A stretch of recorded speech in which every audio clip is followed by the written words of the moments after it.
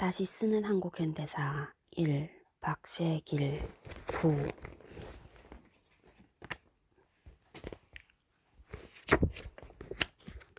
지은이 박세길 1962년 충북 영동 출생으로 서울대학교에서 철학을 공부하고 대학 시절 민주화운동에 참여한 이후 줄곧 제야에 머물렀으며 1990년대 전반기까지는 노동자와 역사인식을 공유하는 현대사 교양 활동에 매진했다.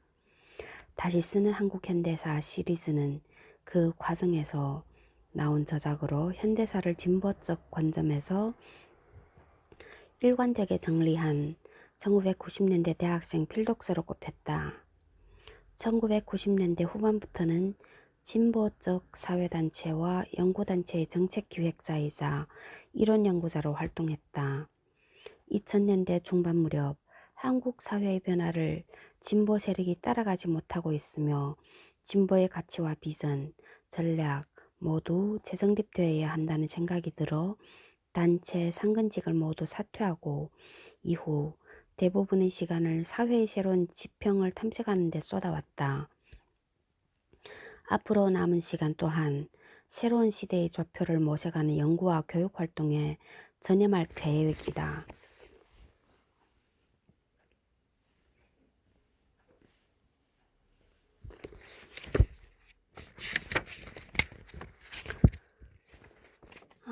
보자. 5페이지. 확실히 지금 우리는 충격과 분노의 시대를 살고 있습니다.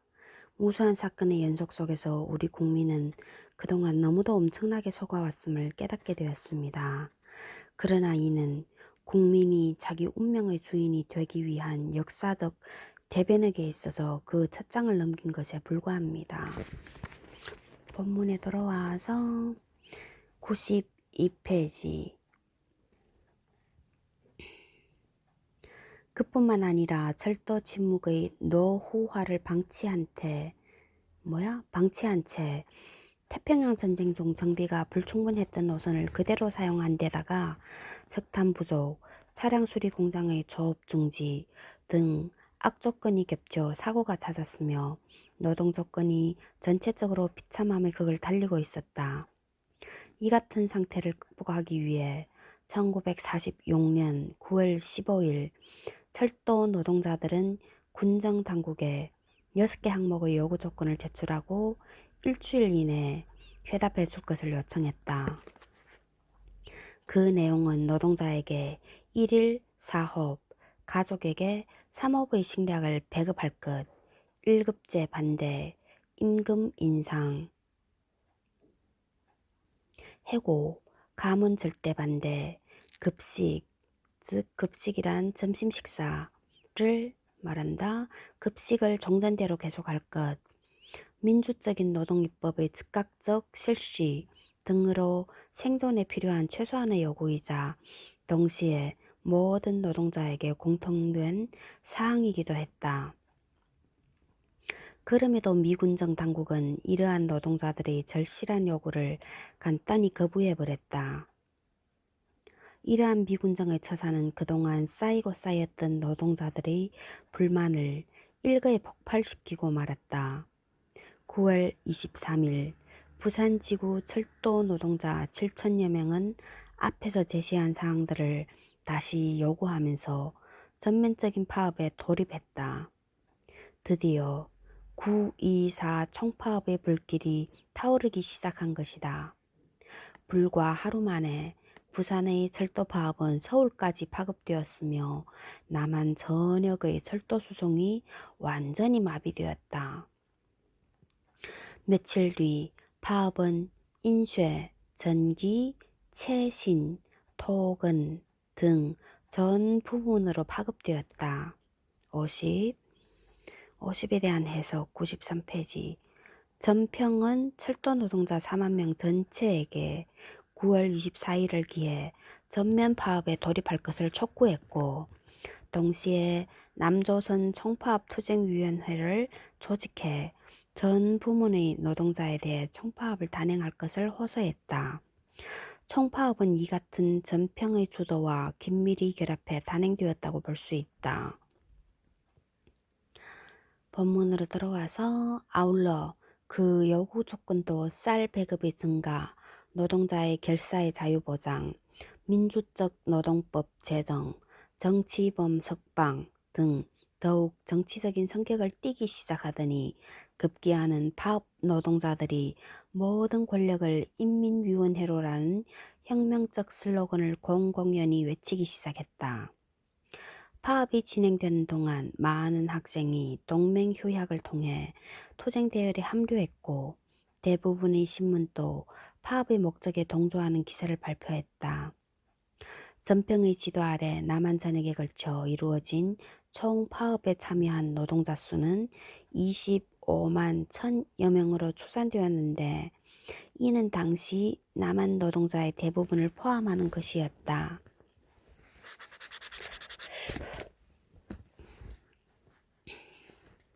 말할 필요도 없이 이 같은 급속한 파업의 확산은 적당한 계기만 주어지면 순식간에 폭발해버릴 만큼 당시 남한 노동자 계급의 불만이 극도로 고조되어 있었다는 점과 함께 전평이라는 강력한 조직의 통일적 지도가 있었다는 점에 그 이유가 있었다.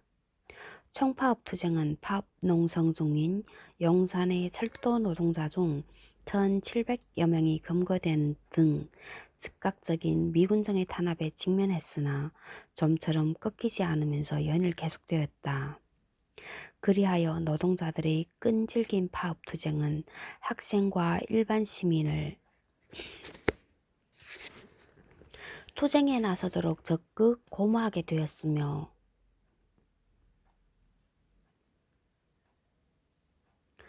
급기야는 남한 전역을 휘몰아치게 한 10월 인민항쟁의 도화선을 마련하기에 이르렀다.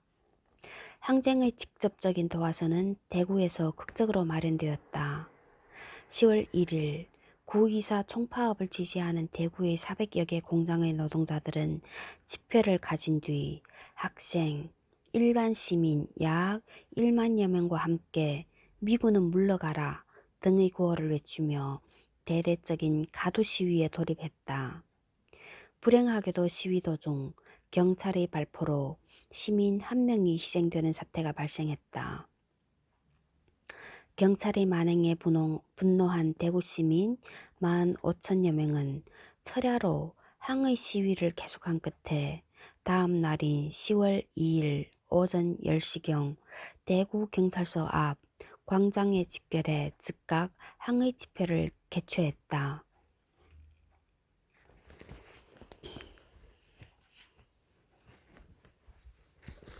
경찰의 만행에 분노한 대구 시민 15,000여 명은 철야로 항의 시위를 계속한 끝에 다음 날인 10월 2일 오전 10시경 대구 경찰서 앞 광장에 집결해 즉각 항의 집회를 개최했다.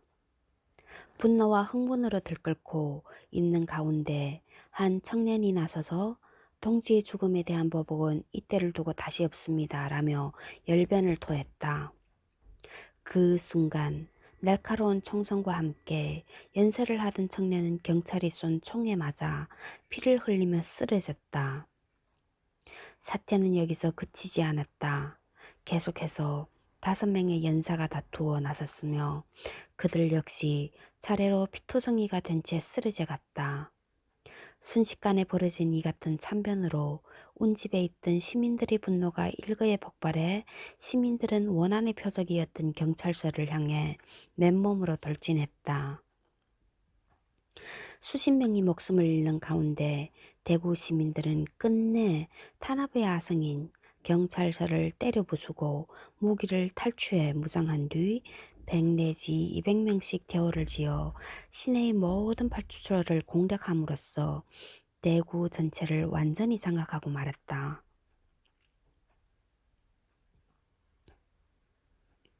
드디어 민중봉기가 시작된 것이다. 저녁 6시 대구 지역 일원에 계엄령이 선포됨과 동시에 탱크와 기관총으로 무장한 미군이 시내에 진입해 대대적인 진압에 나섰다. 그러나 이미 한번 점화된 봉기의 불길은 인근 지역 중소도시와 농촌을 향해 무섭게 번져갔다. 미국의 식민 통치에 대한 민중의 사무친 증오심은 불꽃만 당기면 터져버리는 폭약과도 같아서 남한 전 지역이 순식간에 항쟁의 불길에 휩싸였다. 미국의 식민 통치는 뿌리째 흔들리기 시작했다. 농촌 지역에서 일어난 봉기는 대부분 그때까지도 완강하게 버티고 있었던 인민위원회의 지도 아래 진행되었다.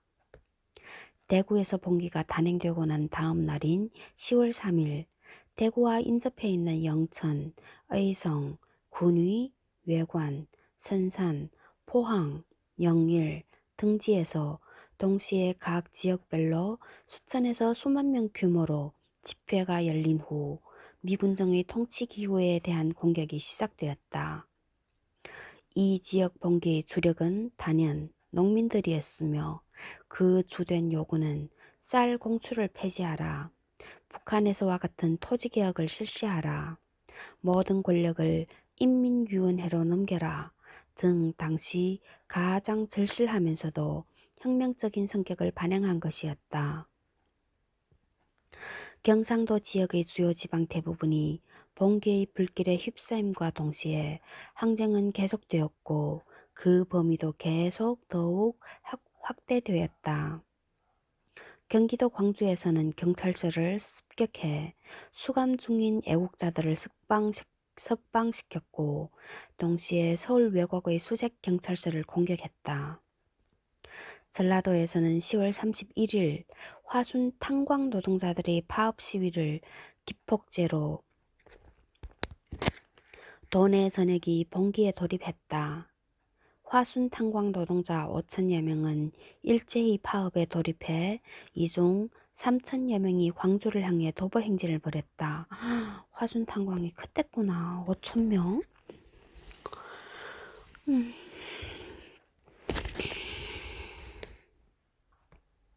이에 발맞추어 목포의 전화교환원들도 파업을 단행해 모든 통신을 마비시킴으로써 미군 병력의 투입을 차단하고자 노력했다. 항쟁은 모든 지역에서 각계각층 민중이 노동자와 농민을 중심으로 튼튼히 단결한 가운데 흐트러짐 없이 진행되고 있었다.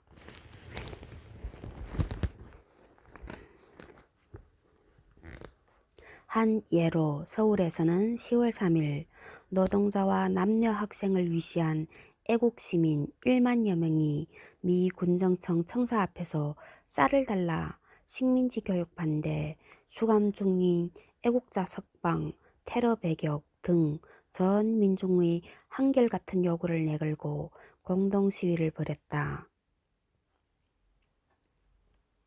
또한 대전에서 시위에 참여했다는 이유로 당국에 연행된 31명의 시민 중에는 노동자 7명, 농민 6명, 실업자 9명, 의사 3명, 상인 2명 등 각계각층이 골고루 포함되어 있었다. 한편 거국적인 민중항쟁으로 심각한 위기에 봉착한 미군정은 자국의 군대는 물론이고 그들이 거느리고 있는 경찰, 국방경비대, 정치 깡패 등 온갖 탄압기구들을 총동원해 피비린내 나는 진압작전에 나섰다. 그들은 사실상 남한 전역에 계엄령을 선포함으로써 모든 언론 활동을 완전히 봉쇄하고 대구에서는 10인 이상이 한자리에 모이는 것도 금지하는 등 전 민중에 대한 삼엄한 경계망을 펼쳤다. 동시에 도처에서 야만적인 민중학살이 다반사로 자행되었다. 10월 7일 마산에서는 미군과 경찰이 시위 중인 애국 시민 6천여 명을 향해 무차별 사격을 가함으로써 그 일대를 시뻘건 피로 얼룩지게 만들었다. 이러한 만행은 당국의 허가 아래 이루어진 집회에서도 행해졌다. 12월 중순 전주의 민주적 청년단체들은 당국의 계획된 흑가 아래 시내를 평화적으로 행진하고 있었다. 이때 경찰은 시위자들을 함정에 몰아넣기 위해 곳곳에 장애물을 설치하고 있었다. 군중들은 시내의 길 한가운데에 포위되어 있었으므로 대피할 길이 없었다. 경찰은 공중을 향하여 발포를 시작했다. 군중은 한데 모여들었다. 과민한 경찰은 군중을 향해 사격 높이를 낮추었으며 뒤이어 비명을 지르는 사람들을 향하여 말을 타고 돌진했다. 곤봉과 소총의 개머리판이 난무했다. 사람들이 흩어졌을 때는 20여 명, 남자, 여자 및 어린이를 포함한 이 피투성이가 된 채 죽어 있었다. 이러한 학살 만행은 남한의 모든 지역에서 때와 장소를 가리지 않고 무차별적으로 이루어졌으며 이 과정에서 1,500여 명의 민중이 그들의 손에 생명을 잃었고 2만 6천여 명이 심한 부상을 입었다. 또한 1946년 12월 말까지 계속된 민중항쟁의 소용돌이 속에서 무려 15,000여 명이 체포 연행되었다. 경찰서로 끌려간 뒤에는 혹독한 고문에 시달려야 했으며 체포된 민중의 가옥은 경찰과 깡패들의 손에 무참히 파괴되고 약탈되었다. 엄청난 대량 체포로 감옥과 유치장이 완전히 만원이 되어 수용할 수 없게 되자 미군정은 곳곳에 임시 수용소를 설치하고 파업 참가자와 시위자들을 가두어 넣었다. 이와 함께 모든 애국 정당과 민주단체의 지도자들에 대한 아무런 근거도 없는 일대 검거 선풍이 불어닥쳤고 곳곳에서 항쟁에 참가한 일반 민중에 대한 식량 배급이 중단되었다. 이렇게 하여 약 3개월 동안 계속된 10월 인민항쟁은 미군정의 가혹한 탄압으로 수많은 민중이 살상당한 채 끝나고 말았다. 한국 사람들이 꼭 읽어야 되네, 이 책은. 다시 쓰는 한국 현대사. 병신들이 하여간. 그러면 여기서 10월 인민항쟁을 불러일으킨 원인에 관해 당시 주요 정당, 사회단체가 표명한 견해들을 살펴보자. 신진당, 조선공산당, 한국독립당, 인민당, 독립노동당, 남조선신민당, 민족혁명당, 사회민주당, 청우당 등 각 민주적 정당은 10월 24일경 연석 간담회를 갖고 다음과 같은 의견서를 하지 총장에게 제출했다. 무슨 당이 이렇게 많냐 하여간 사람들이란 게. 이번 사태에 대한 각 정당의 공통된 의견은 1. 미소 공동위원회 무기휴회화 뭐야 이거? 무기휴회? 오치쇼회인가? 아울러 통일 임시정부 수립의 희망이 단절되어 조국 해방 전도에 대한 절망감에서 오는 격렬한 울분. 2. 경찰 및 각 행정기관, 기타 사업기관에 박혀있으며 횡포한 행동을 하는 민족 반역자, 친일파 및 군정에 아첨하는 신형 외놈 등 일제잔재적 반동분자에 대한 극도의 증오. 3.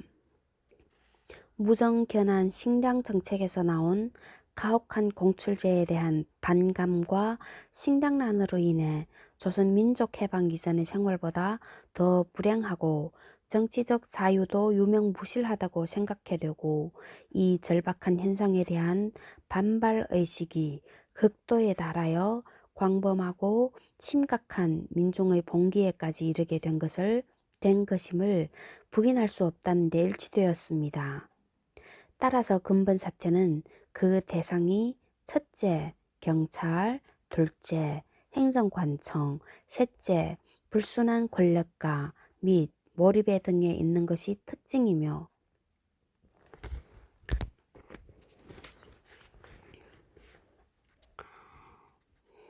몰입배 어디 있어?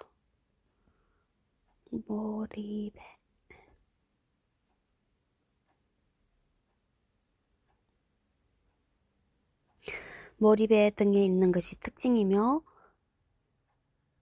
이 사태를 진압하려는 군정 당국과 경찰 당국의 취한 태도가 토벌적 보복 수단으로 대량 검거, 폭행 등에 의한 공포 정치를 실현하는 듯하고 그보다 근본 사태에 반감을 가진 측, 인원을 동원하여 계획적 복수전을 하는 측이 있다고 하는데 이것이 사실이라면 이는 신생조선의 앞길을 막는 무모한 활동이라 할 것입니다. 그러므로 첫째, 각하, 하지는 이 거대한 민중 봉기가 전혀 선동만으로 발생되었다고 지적하였으나 54에 대한 해석 99페이지 하지가 한 말은 다음과 같다. 공산주의자들의 선동과 지령이 없었다면 10월 2일의 피비린내 나는 제 사건들이나 혼란이 일어나지 않았을 것임은 명백하다. 간단히 말해 10월 봉기는 공산주의자들이 조종한 것이지 결코 자발적으로 일어난 것은 아니었다.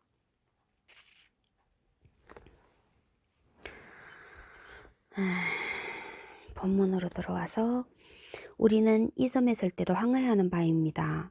5천년간 꾸준히 계승되어 온 자기의 민족의 역사와 문화와 생민력을 가진 조선민족으로서 각자의 절망적인 생활과 조국의 정치적 불안에 기인하지 아니하고 오직 악질적 선동에만 의하여 죽음을 무릅쓰고 폭동을 일으켰다는 것은 조선민족의 긍지를 모욕하는 것입니다. 과거 통합당 봉기도 3.1 운동도 그 당시 집권자들은 이를 전혀 선동에 의한 폭동이라고 잔인한 탄압을 하였으나 그것은 조선민족 생명의 정당한 투쟁 과정이었습니다. 이 의견서에서 지적한 대로 예나 지금이나 압제자들은 민중을 아무런 이성적 판단도 하지 못하고 주체성도 없이 휩쓸려 다니는 우매한 집단으로 취급한다. 그렇기 때문에 민중의 정의로운 투쟁도 압제자의 눈에는 언제나 겁없이 날뛰는 무분별한 폭동으로 비칠 수밖에 없는 것이다. 그러나 이미 밝힌 여러 가지 사실을 종합해 볼 때 당시 남한 민중은 단지 자신들의 처지에 대해 불만족스러워한 것뿐만 아니라 바람직하지 못한 현실을 야기하는 근원과 그러한 현실이 변혁되어야 할 방향에 대한 충분한 이해를 갖추고 있었다. 말할 필요도 없이 그러한 의식과 열정은 오랜 민족사의 순환 속에서 민중이 스스로 겪어온 풍부한 체험 그리고 선각자들의 탁월한 교육적 노력으로 생겨난 것이었다. 특히 일제가 패망하고 난 뒤 극히 짧은 기간이나마 민중 스스로가 인민위원회를 중심으로 자신의 열망에 기초한 자주적인 독립국가와 민주사회 건설에 매진했던 해방 초기와 이후 미군의 진주로 이 모든 희망이 좌절되어 가는 과정은 그 자체로 민중에게 역사와 사회발전 법칙에 관한 풍부한 교육적 효과를 안겨주었던 것이다. 이처럼 10월 인민항쟁은 상당 부분 자연 발생적 성격을 지녔음에도 광범위한 민중의 자각과 구체적인 전망 위에서 출발했음을 결코 부인할 수 없는 것이다. 이와 함께 10월 인민항쟁을 겪으면서 남한 민중은 비록 당장의 요구는 실현되지 못한 채 엄청난 희생을 강요당했지만 풍부한 투쟁 경험을 통해 자신을 더욱 단련하고 강화할 수 있었다. 무엇보다도 민중은 항쟁을 경험하면서 단결의 필요성과 그 위력을 절실히 깨닫고 아울러 단결된 투쟁을 벌여나갈 수 있는 효과적인 무기들을 창조적으로 개발해냈다. 예컨대 노동자 계급은 각계 격파를 당하는 쓰라린 경험 속에서 전국적 범위에 걸친 동시적 총파업의 필요성을 체득했고, 그러한 가운데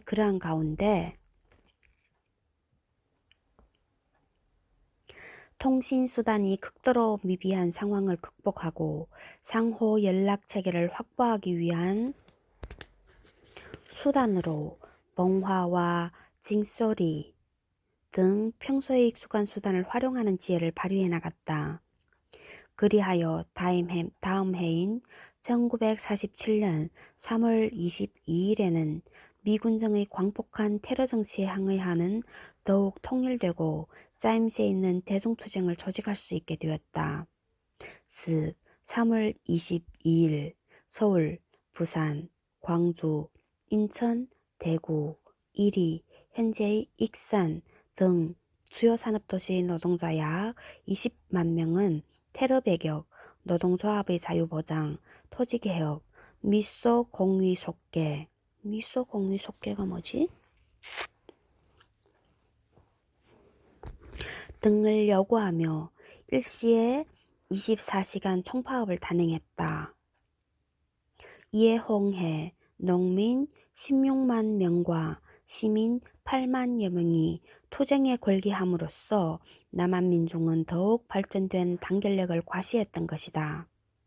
이처럼 남한민중은 대규모 항쟁을 통해 괄목할 만한 성장을 보이고 있었다. 바로 여기에 투쟁의 의의가 있고 성과가 있는 것이다.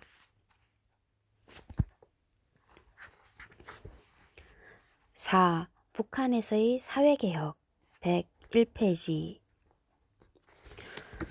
101페이지 보자.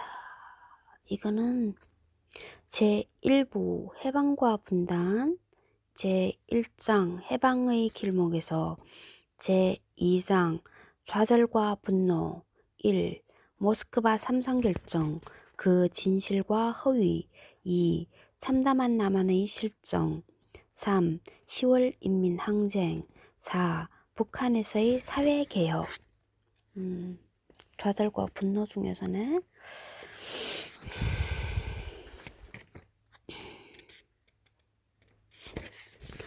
101페이지 4. 북한에서의 사회개혁 해방 직후 북한의 상황은 남한과 비교해볼 때 그다지 큰 차이를 보여주지는 않았다. 단지 차이가 있었다면 일본인들과 친일파들이 민중으로부터 더욱 격렬한 공격을 받았고, 그로 인해 대부분의 식민지 관리와 경찰들이 해방되자마자 상대적으로 안전하다고 여겨졌던 남쪽으로 도망쳐 내려왔다는 사실 정도다. 대체로 북한의 이질화는 소련의 정책적 영향 없이 독자적으로 추진되었다고 볼 수 있다. 소련군은 북한에 진주하자 처음에는 점령군의 일반적 행동 방식에 따라 기존 총독부 체제를 그대로 인수해 이를 통해 치안을 유지하고자 했다. 예컨대 함경남도 소련군 사령관과 도지사는 한반도 진주, 즉시 다음과 같은 성명을 발표했다. 한국에 대한 정치 일정이 결정될 때까지 소련군은 기존의 정부와 군사기구 괄호 일제히 괄호 닫고를 통하여 각도를 통치할 것이다. 공공치안을 파괴하거나 해롭게 하는 자는 중벌이나 사형에 처할 것이다. 56.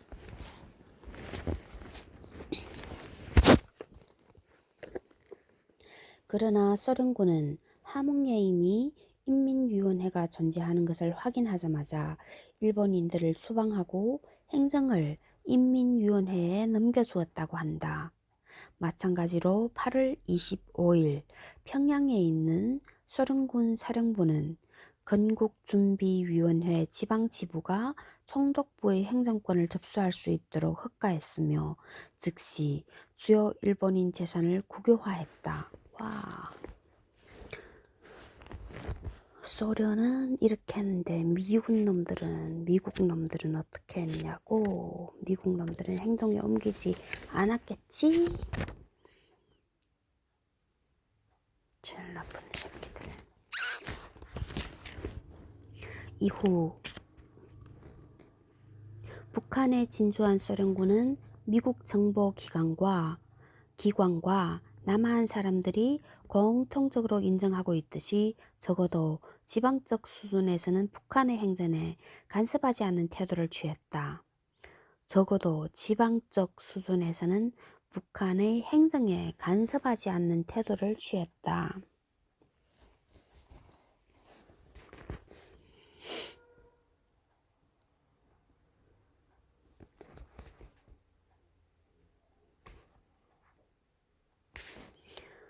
(58) (57) 뭐 57이 이렇게 많냐? 57에 대한 해석 102페이지. 소련군은 메가더 사령부가 발표한 조선 인민에게 고함이라는 포고문에 견줄 만한 것을 공표했는데 그 내용은 다음과 같다.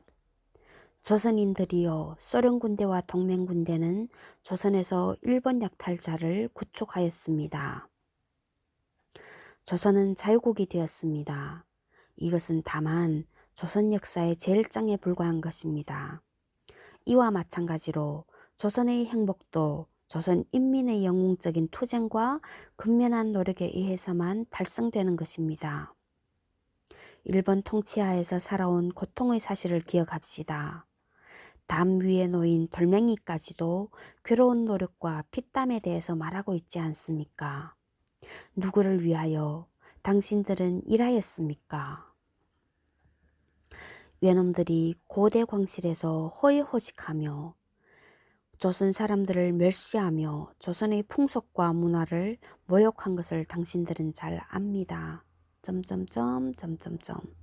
공장, 기업소 및 경영주, 상업가 또는 기업가들이여, 외놈들이 파괴한 공장과 제조소 등을 회복시킵시다. 새로운 생산기업을 개시합시다. 소련군 사령부는 모든 기업소의 재산보호를 확보하여 그 기업소의 정상적인 작업의 보증을 백방으로 원조할 것입니다. 조선 노동자들이여, 노력에 의한 영웅심과 창조적인 노력을 발휘합시다. 조선인의 훌륭한 민족성의 하나인 노력에 대한 애착심을 발휘합시다. 진정한 사업에 대해서 조선의 경제적 및 문화적 발전을 계획하는 자만이 모국 조선의 애국자가 되며 충실한 조선인이 됩니다. 해방된 조선인민 만세! 김병호 앞에 책 37쪽.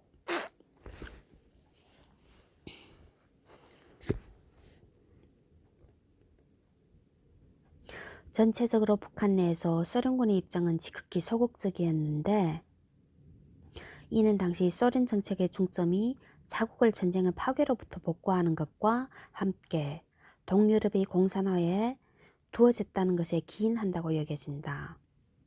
그리하여 북한의 인민위원회는 남한과는 달리 지속적으로 통치권을 행사할 수 있는 조건을 확보하게 됨으로써 이후의 상황을 확실하게 주도해 나가게 되었다. 따라서 1945년 이후 북한의 상황은 인민위원회와 소련군의 관계보다는 인민위원회와 북한 민중과의 관계에 의하에 더욱 크게 좌우되었다고 보는 것이 타당할 것이다. 이와 관련해 초기 인민위원회 지도부를 구성했던 인물들의 면모를 살펴보면 여러모로 도움이 될 것이다.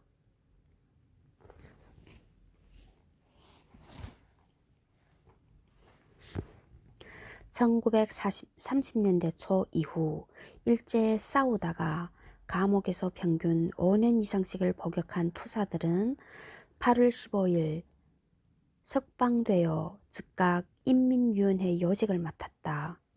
그들 가운데 박정애 같은 여자는 그 이후에도 계속하여 북한 지도층의 고위 간부를 지냈다.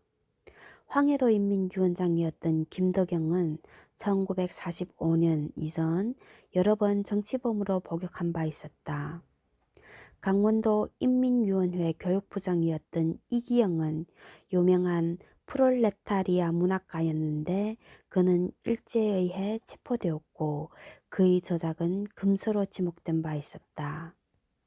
초기에 홍원 인민위원회 위원장이었으며 나중에 함경남도 인민위원회 사업부장을 지낸 이봉수는 홍원 출신으로 일본 명치대학에서 경제학을 전공했고 3.1운동에 적극적으로 참여했으며 동아일보 경제부장을 지냈고 수차례에 걸쳐 투옥된 바 있었다. 이와 함께 해방 후 몇 달 동안에 걸쳐 공식적인 미 국무성 자료가 불만스럽게 인정했듯이 거의 대부분 노동자와 농민 출신으로 구성되는 새로운 계층이 통치기관의 요소를 장악해 들어갔다. 이들은 과거에는 사회의 최하층부를 구성했던 계층으로 남한의 미군정이 보기에는 새로운 잡것들이 판을 치는 것과도 같이 여겨졌을 것이다. 여하튼 북한에서는 해방과 동시에 일제강점기의 식민지 통치기구를 구성했던 일본인과 친일파들이 신속히 제거되었던 것은 분명한 사실이었다. 초기 남한에서와 마찬가지로 북한 역시 상당 기간 실질적인 중앙기구 없이 지방적 차원에서 모든 행정활동이 독자적으로 이루어졌다. 61에 대한 해석 104페이지 1946년 2월 이전까지 조만식이 의장으로 있는 북조선 5도 행정국이 존재했지만 아직까지는 중앙기구로서의 실질적 기능을 발휘했다고 보기는 힘들다.